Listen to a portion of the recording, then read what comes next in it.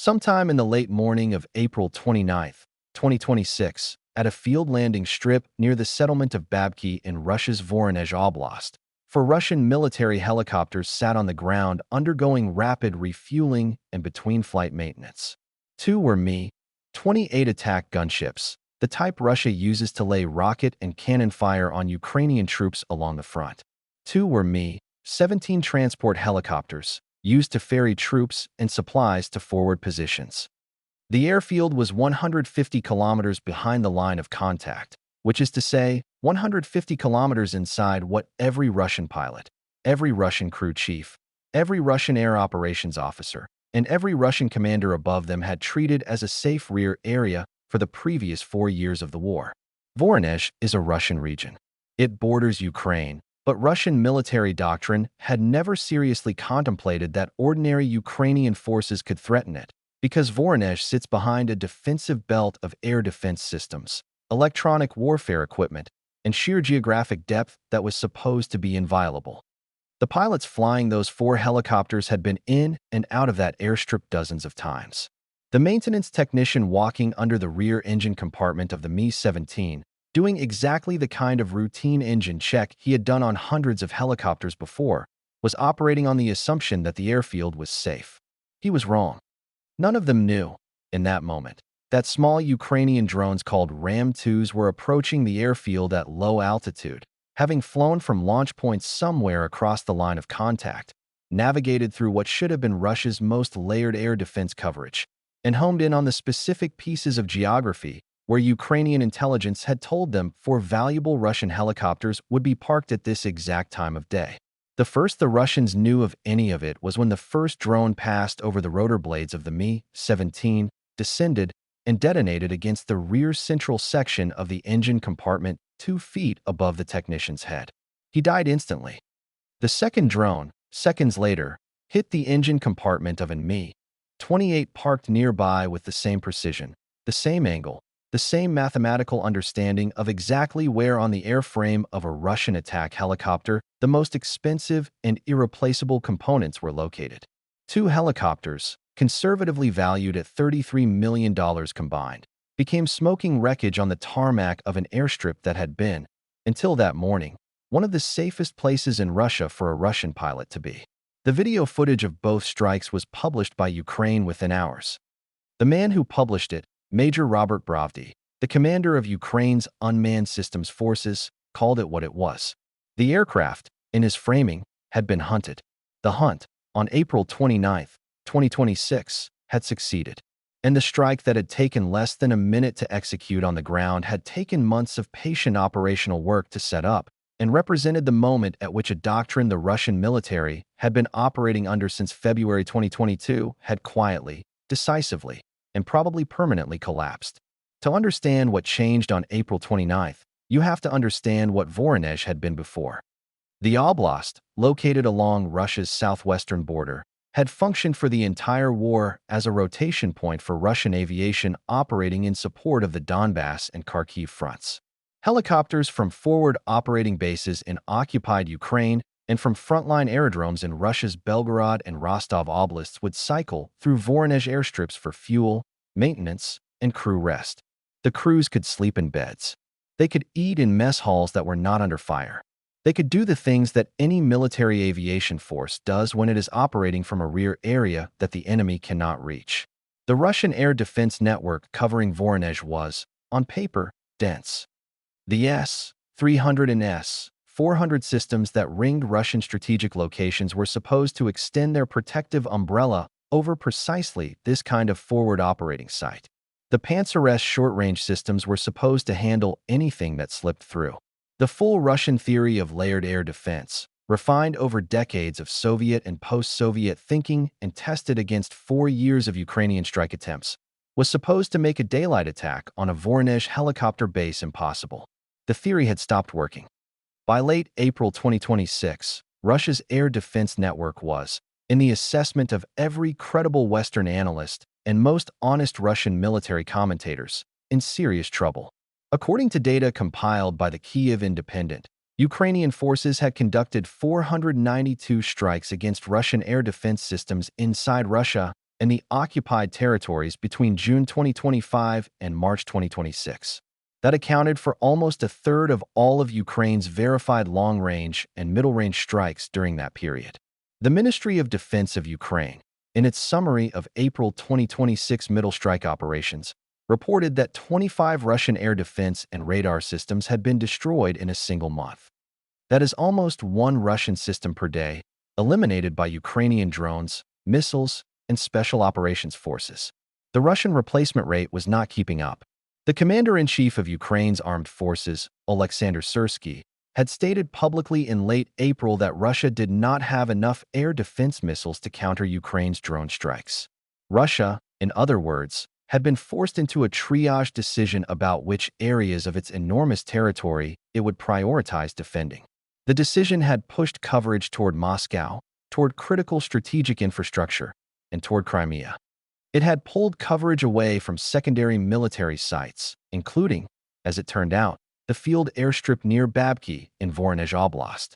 The hole the helicopters were sitting in, on the morning of April 29th, was a hole the Ukrainians had spent the previous 10 months methodically opening.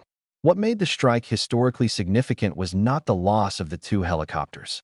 By the time of this operation, Russia had lost approximately 350 helicopters of various types since the start of the full-scale invasion in February 2022, according to the Ukrainian General Staff's accounting. Two more, in raw mathematical terms, was a small percentage increase. What mattered was where they had been hit. They had not been shot down in a contested airspace. They had not been destroyed by a partisan attack on a frontline base. They had been killed in their hangar, on a routine refueling stop, in what Russian doctrine had defined as a sanctuary. The implication was that Russian helicopter aviation had nowhere to be safe anymore. Every previously secure airstrip within roughly 2,000 kilometers of the Ukrainian border, which is to say, every airstrip Russia uses to support its operations in Ukraine, was now potentially within range of Ukrainian drones operating in coordination with Ukrainian military intelligence. Babky himself had stated in interviews shortly before the Voronezh strike that Ukrainian drones were now capable of reaching targets between 1,500 and 2,000 kilometers inside Russia. Voronezh, at 150 kilometers, was not a stretch for them. Voronezh was, in the operational vocabulary of a military force whose ambitions had grown beyond the defensive, a target of opportunity within the easy operational tier. The Ukrainian Unmanned Systems Forces, the SBS, now organized its strike operations into three tiers. Tactical, operating within a few tens of kilometers of the front. Operational, reaching out to several hundred kilometers behind the line of contact. Strategic, hitting targets up to 2,000 kilometers inside Russia. The Voronezh strike was an operational tier mission. It was, by the standards of what Ukraine was now executing on a daily basis, routine. The fact that it would have been considered absolutely impossible 18 months earlier was the entire point. Russia's safe rear area had, by April 2026, been compressed to a small fraction of what it had been when the war began. The Ukrainians were not announcing this fact in formal doctrine documents. They were demonstrating it, one helicopter at a time, on Russian airfields the Russian Air Force had previously considered untouchable. The operation that hit Babky on April 29th was not a single drone unit getting lucky. It was, by Babky's own description in his Telegram announcement, a coordinated multi-unit effort that had been developed jointly between three Ukrainian formations and that had relied on specific intelligence about the Russian helicopter rotation schedule. The first unit involved was the 429th Separate Achilles Regiment, by April 2026 expanded to brigade strength and known across the Ukrainian armed forces as one of the most lethal drone formations in the war. Achilles had a remarkable origin story. The unit had been formed on the first day of Russia's full-scale invasion, February 24, 2022, from a group of civilian volunteers who showed up at recruitment offices in Kyiv with no military training but a willingness to fight. They had begun as a rifle company. By 2024, they had become a regiment specializing in drone warfare. By April 2025 alone, the regiment had struck 1,967 targets, an average of more than 65 enemy assets destroyed every day. In January 2025, The unit had been expanded to regimental strength after destroying or damaging nearly 20,000 enemy targets over 3 years of combat. By 2026, Achilles was operating at brigade level, integrated into Ukraine's so-called drone line project alongside Magyar's birds, which Babky himself had founded, and the K-2 unit, another elite drone formation.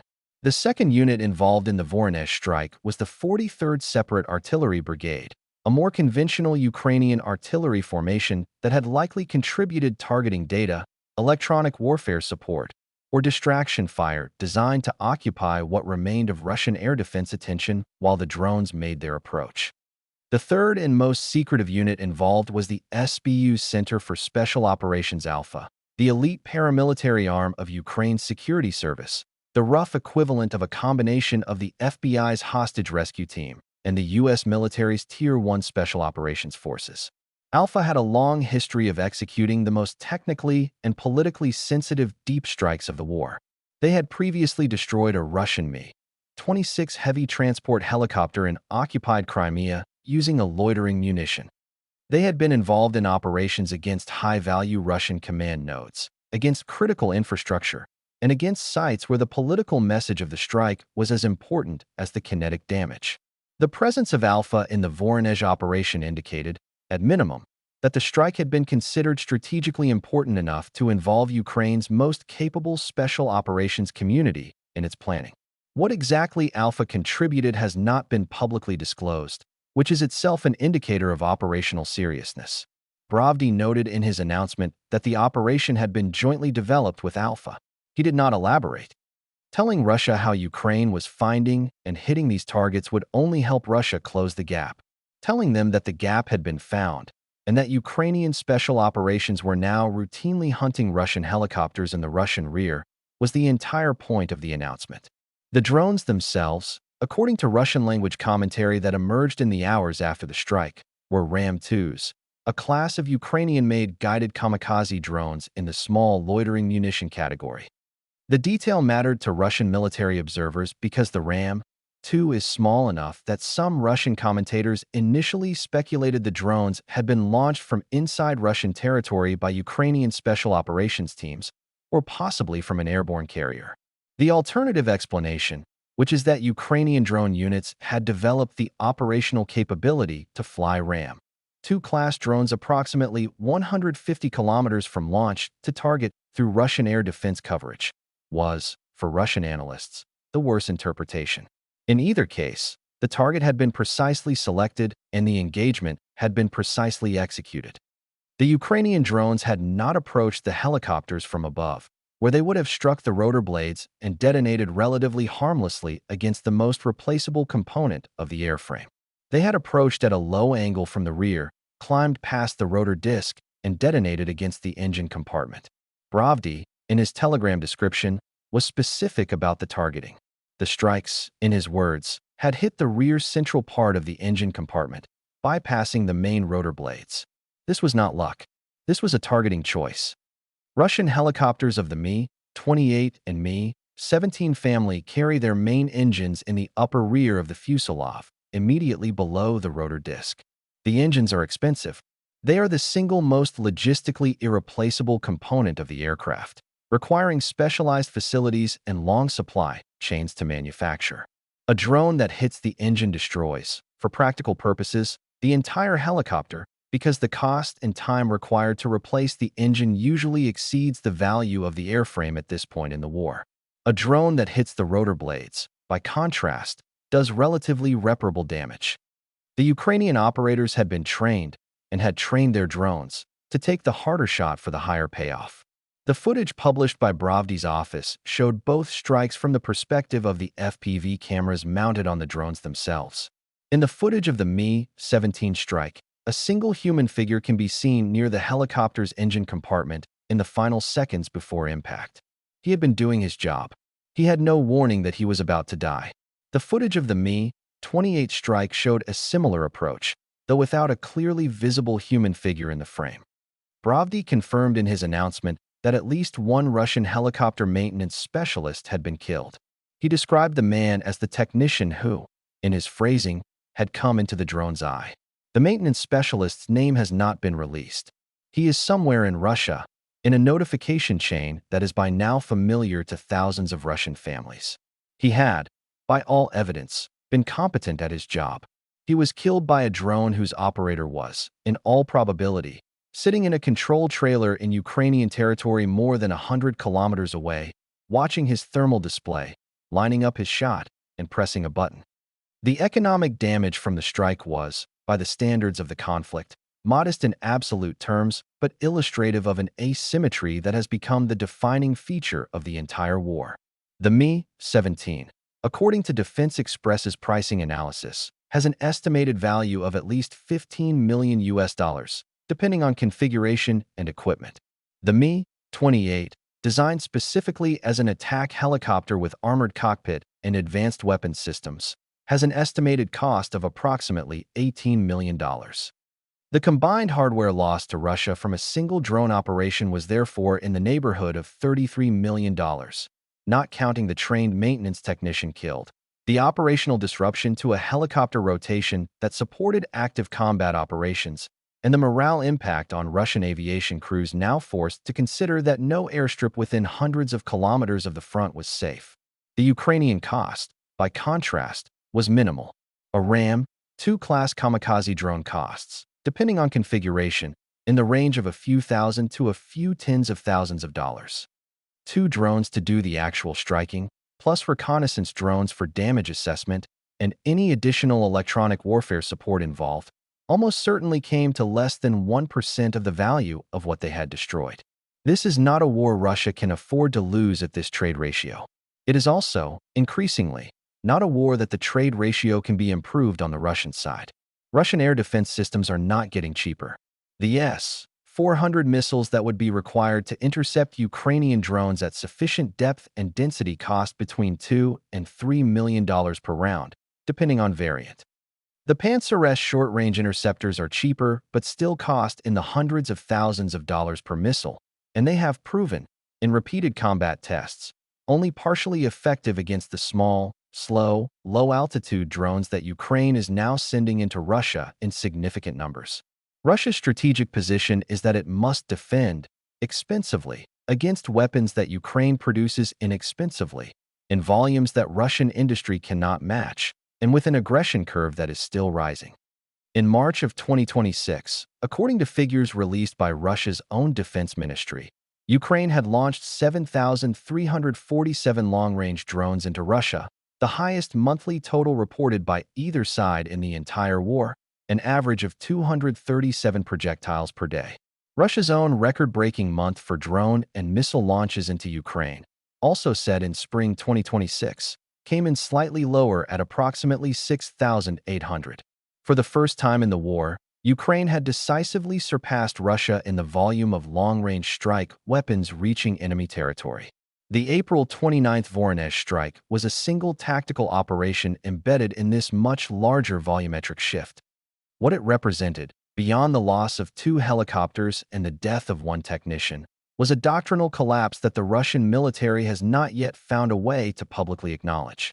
For 4 years, the Russian aerospace forces had operated under the assumption that helicopter operations supporting the Ukrainian campaign could be conducted from a deep rear area where the aircraft would be safe between sorties. The pilots, the maintenance crews, the fuel infrastructure, the crew rest facilities, the entire groundside architecture of helicopter aviation depended on this assumption. The April 29 strike did not eliminate the assumption everywhere. There are still parts of Russia, particularly in the country's interior beyond the Urals, that remain genuinely beyond the reach of routine Ukrainian drone operations. But Voronezh, at 150 kilometers from the line of contact, had been considered safely within the protected zone. After Voronezh, that classification became unsustainable.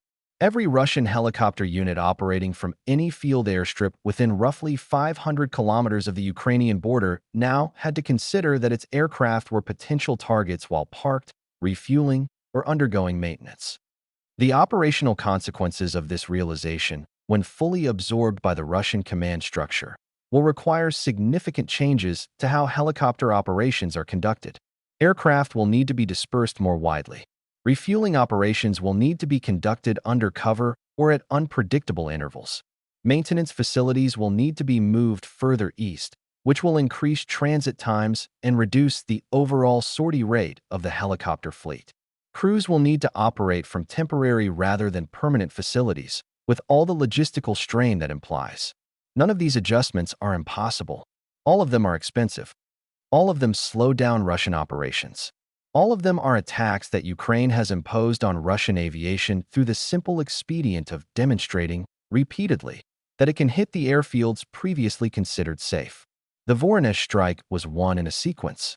On May 1st, Ukrainian drones reached Shagul Air Base in Chelyabinsk Oblast, more than 1,700 kilometers from the front line, and damaged or destroyed a pair of Russia's most advanced Su-57 fighter jets along with a Su-34. On the same day, drones reached the Perm oil refinery, 1,500 kilometers from Ukraine. On May 3rd, the Primorsk Baltic Sea oil terminal was struck again, the latest in a campaign of attacks against Russia's export infrastructure. The Voronezh strike was the helicopter operation in this sequence. It was distinct from the strikes against fighter jets and oil infrastructure because helicopters are typically considered tactical assets supporting ground operations, not strategic targets. Hitting them in their rear sanctuary attacked the Russian war machine at the operational level rather than the strategic level. It told the Russian army that the helicopters they relied on for close air support, troop transport, and casualty evacuation were no longer safe, even when not flying.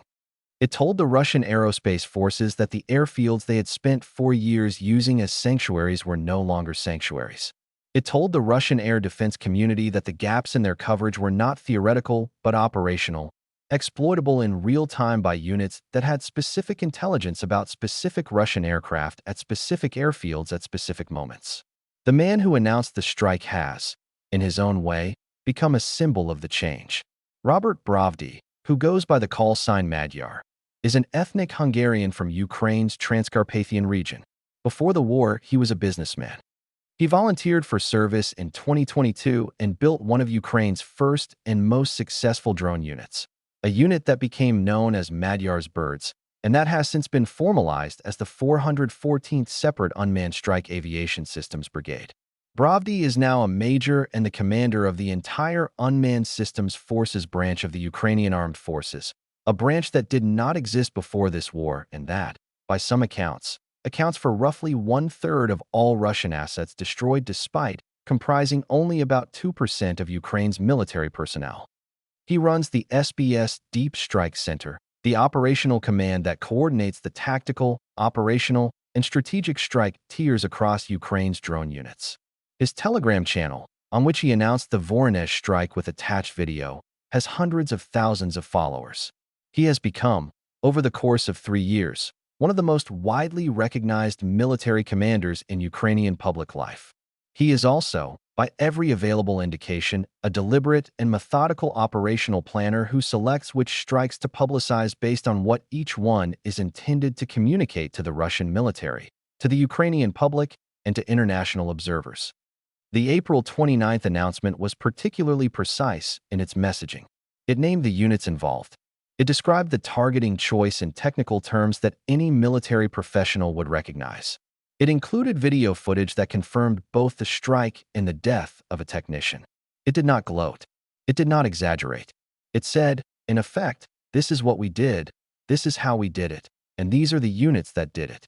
The announcement was, in its way, a closing argument in the case against the Russian assumption that any part of Russia within reach of Ukraine's drone fleet could still be considered safe.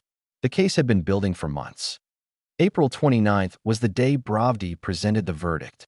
The verdict was that there is no longer a Russian rear area in any meaningful sense, that the helicopter parked on the airstrip near Babky in Voronezh Oblast on the morning of April 29th was as exposed as a tank in no man's land outside Pokrovsk, and that the maintenance technician who had walked under the engine compartment of the Mi-17 to do his routine pre-flight check had been, in operational terms, on the front line without knowing it. The technician's death had not changed the Ukrainian strategy. The strategy had killed him. He was somewhere in the Russian Federation now, his name not yet public, his family receiving a telegram. The war he had thought he was supporting from a safe distance, having reached out across 150 kilometers of supposedly defended airspace and found him exactly where he was standing, exactly when the Ukrainian intelligence chain had said he would be. 2 helicopters lay in pieces on the tarmac around him. The other 2, the ones that had not been hit on April 29th, would have to be moved. So would every Russian helicopter at every comparable airstrip across Western Russia. The dispersal had already begun by the time the Western press finished writing about Voronezh. The next time the Russian helicopters needed to refuel, they would do it somewhere else. And the Ukrainians, by then, would already be looking for that airstrip too.